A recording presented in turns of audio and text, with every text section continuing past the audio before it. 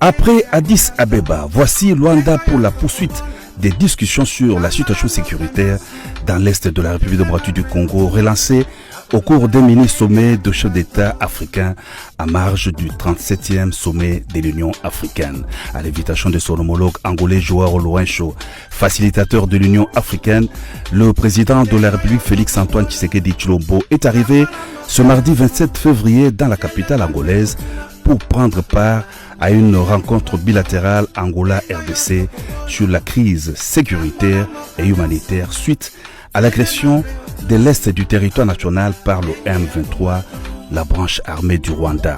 C'est au palais présidentiel que la rencontre a eu lieu. Joao Lourenço accueille son homologue Félix-Antoine Tshisekedi Tshilombo par une chaude accolade. Les deux chefs d'État se retirent aussitôt après pour des entretiens de plus de 3 heures, à l'issue desquels le ministre des Relations extérieures, Tété Antonio, a fait ce bref compte-rendu. Le président Lourenço, en sa qualité de médiateur désigné par l'Union africaine, a donc reçu à Luanda, à son homologue et frère, le président Antoine Félix Tshisekedi Tshilombo, pour, n'est-ce pas, analyser la situation qui prévaut à l'est de la République démocratique du Congo.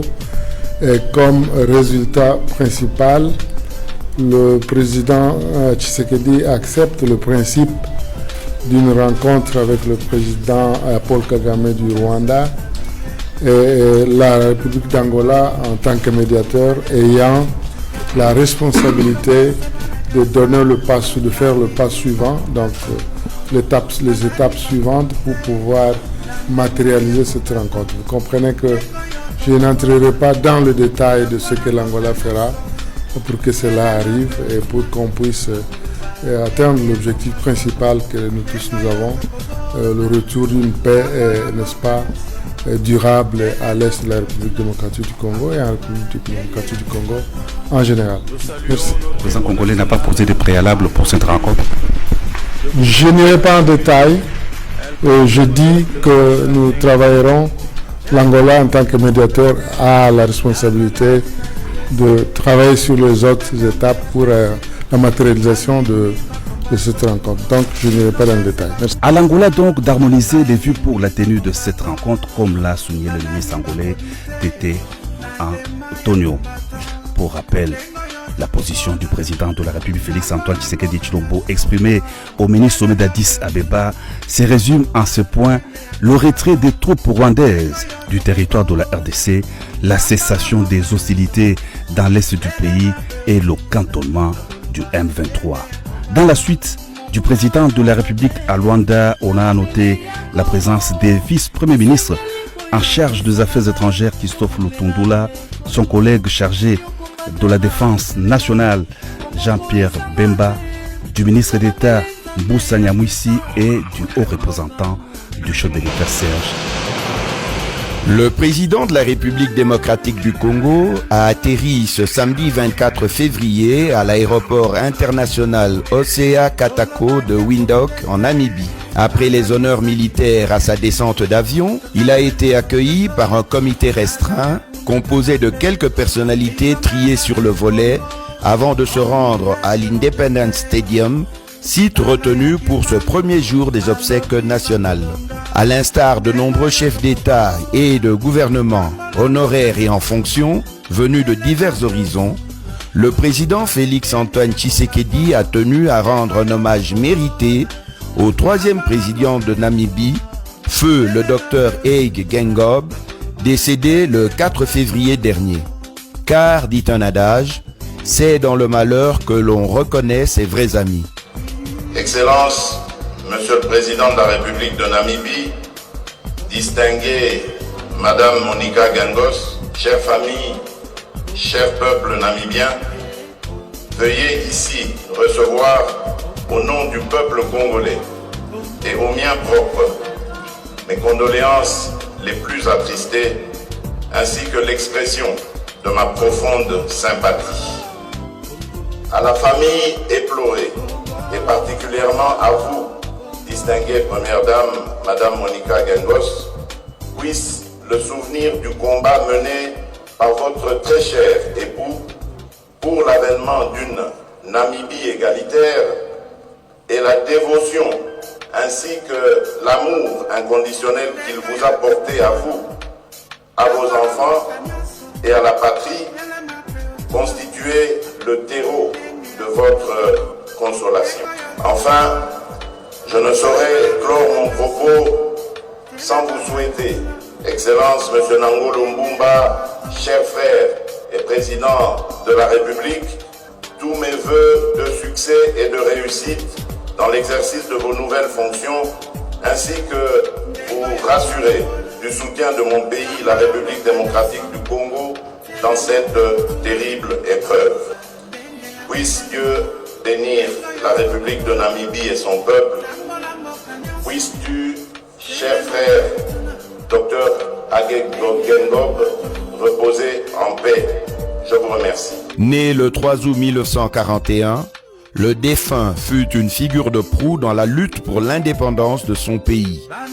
L'inhumation de ce grand panafricaniste interviendra ce dimanche 25 février 2024.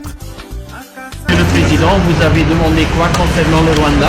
Ce que vous pouvez imaginer, c'est-à-dire des sanctions. Des sanctions.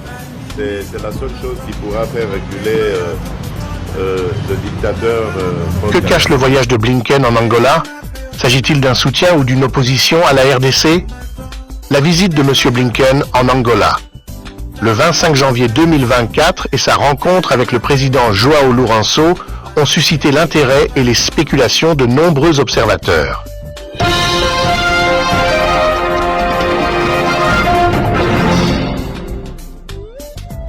Les discussions entre Blinken et Lourenço ont porté sur divers sujets, avec un accent particulier sur la sécurité et la paix dans l'Est de la République démocratique du Congo, RDC.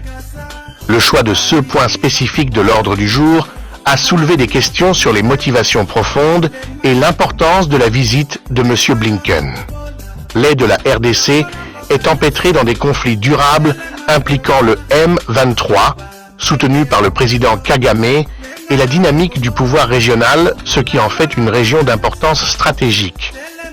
Alors que les États-Unis poursuivent leur engagement auprès des nations africaines, l'accent mis sur la résolution des problèmes de sécurité en RDC met en évidence la nature complexe et interconnectée des questions géopolitiques sur le continent. La visite de M. Blinken symbolise la reconnaissance de l'Angola en tant qu'acteur crucial de la stabilité régionale, et les discussions qui ont eu lieu pourraient avoir de profondes implications pour les efforts diplomatiques visant à résoudre les conflits dans le contexte africain plus large.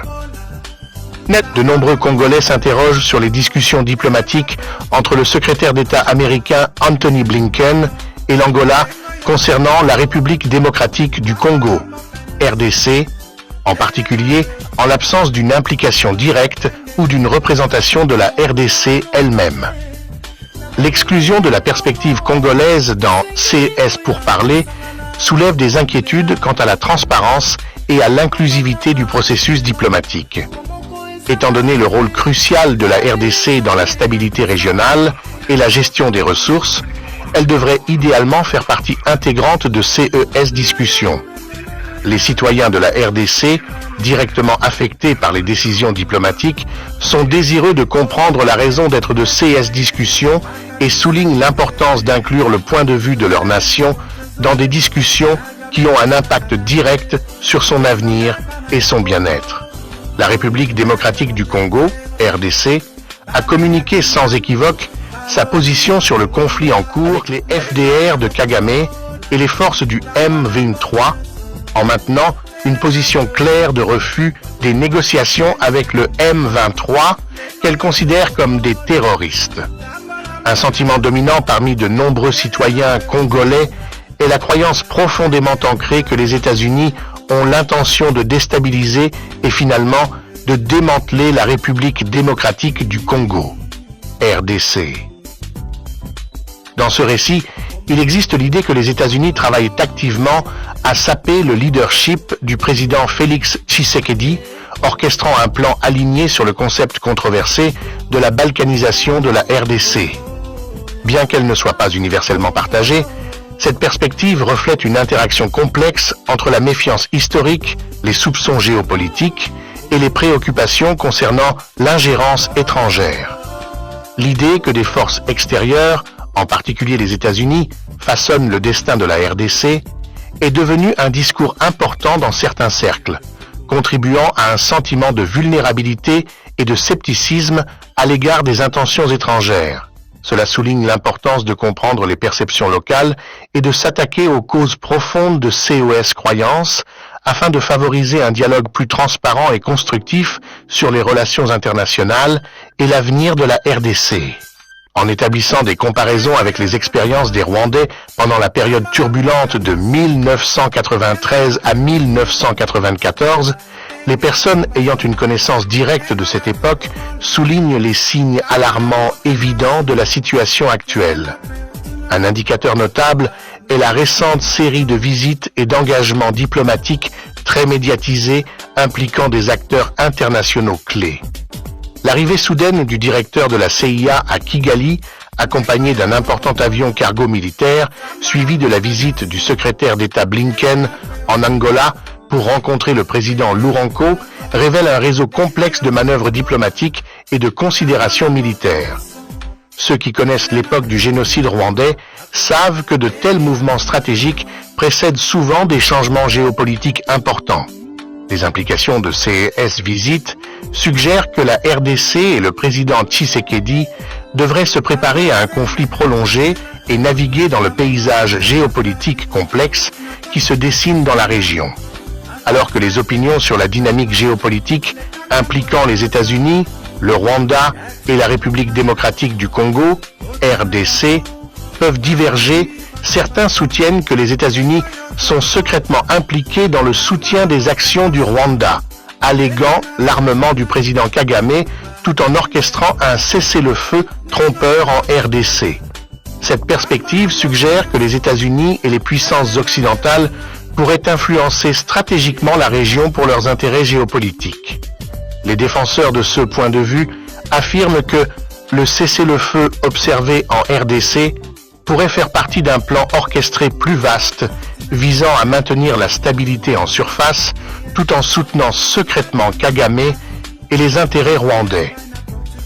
Cela met en lumière les complexités des relations internationales et la nature complexe des alliances et des jeux de pouvoir dans la région des Grands Lacs, suscitant des inquiétudes quant aux véritables motivations qui sous-tendent les initiatives diplomatiques et les efforts de paix. Néanmoins, il est essentiel d'aborder ces affirmations de manière critique en reconnaissant que les relations internationales ont de multiples facettes et que les stratégies géopolitiques sont souvent sujettes à interprétation et à débat. Des rapports provenant de diverses zones de l'Est de la République démocratique du Congo, RDC, font état d'une évolution préoccupante dans cette région en proie au conflit. Des rumeurs suggérant que le M23 RDF, mouvement du 23 mars, Rassemblement pour la démocratie congolaise, emploie un contingent de mercenaires blancs. Cette révélation a des implications importantes qui méritent une attention particulière de la part de la communauté internationale. La présence de mercenaires étrangers implique que des forces extérieures et potentiellement influentes interfèrent dans la dynamique complexe du conflit. Cette révélation soulève des questions sur l'étendue de l'implication extérieure dans le conflit en cours dans l'Est de la RDC, ajoutant une nouvelle couche de complexité à une situation déjà complexe. Il est essentiel de ne pas rejeter ces rumeurs à la légère, car elles signalent une escalade potentielle du conflit dont les répercussions s'étendent au-delà des frontières de la RDC. Il est essentiel d'examiner ces rapports et de mener une enquête approfondie pour comprendre l'étendue complète de l'influence extérieure sur le conflit et formuler des stratégies visant à instaurer une paix et une stabilité durable dans la région. L'anticipation et l'espoir entourant l'implication des troupes de la République démocratique du Congo, les FARDC, dans le conflit sont évidents. La population attend avec impatience leur participation à la guerre, persuadée que leur présence contribuera à la stabilité et permettra de relever les défis persistants. Toutefois, certaines personnes restent sceptiques quant à l'efficacité et aux intentions des troupes de la Communauté de développement de l'Afrique australe, SADC. Si l'intervention potentielle des forces régionales est accueillie avec un optimisme prudent, nombreux sont ceux qui ne se prononcent pas tant qu'ils n'ont pas été témoins d'actions tangibles sur le terrain. Le sentiment qui prévaut est que les actions seront plus éloquentes que les mots et que le succès de l'implication de la SADC sera finalement mesuré par l'impact et les résultats obtenus dans la région touchée par le conflit. Au fur et à mesure que les événements se déroulent, les observateurs guettent avec impatience une évolution positive, espérant que les souffrances endurées par les populations touchées prendront fin.